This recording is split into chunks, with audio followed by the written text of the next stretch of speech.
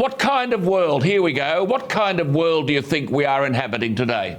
I think we're in a pretty dangerous world. By the way, it's great to be back. I always love coming to Australia. It's a great country. Lovely to have you here. And I'm always so well received by people like yourself, and I don't take that for granted.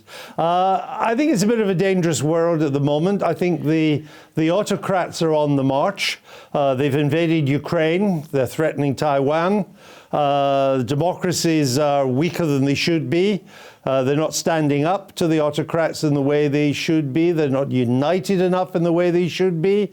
So I think in some ways we need to get our act together. Now it's beginning to happen. The AUKUS deal between Britain, Australia, the United States, that's part of getting our act together. But that's just the beginning. There's a lot more we'll need to do if democracy is to survive this century. I agree with you, Andrew. In the last week, we have seen the death of Nigel Lawson, Lord Lawson, which was covered superbly in The Spectator, the most consequential chancellor, I think we could say, in modern British history.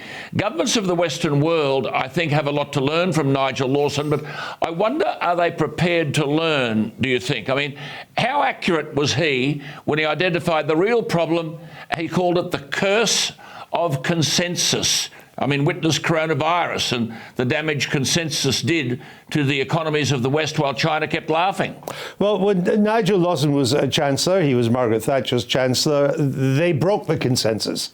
It was a consensus that had dominated not just British, but Western politics since the end of the Second World War. And then we were by then in the 1980s. So it had been around for quite a long time. Ronald Reagan did something the same in the United States as well. And I think if you're going to do that, you used the word prepare earlier. I think you need to prepare the ground.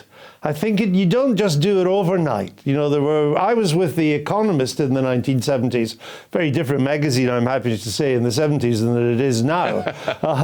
And it prepared a lot of the groundwork for lower taxes, privatization, competition in public services, trust busting, and all the rest of it. And so there was an argument to be had as Britain was suffering and in decline under a collectivist consensus. There were new ideas coming through, but we didn't just spring them on the public. They were, as I say, they were fostered and prepared and allowed to flourish over time. And in these days, I think conservatives, or those on the right, the centre right, they kind of knew what they were doing. They knew that they wanted a smaller state, they wanted lower taxes, they wanted less government regulation, they wanted strong defence, because of course we were still at the height of the Cold War. I find today a lot of conservatives don't really know what they want, which is why they get in a mess.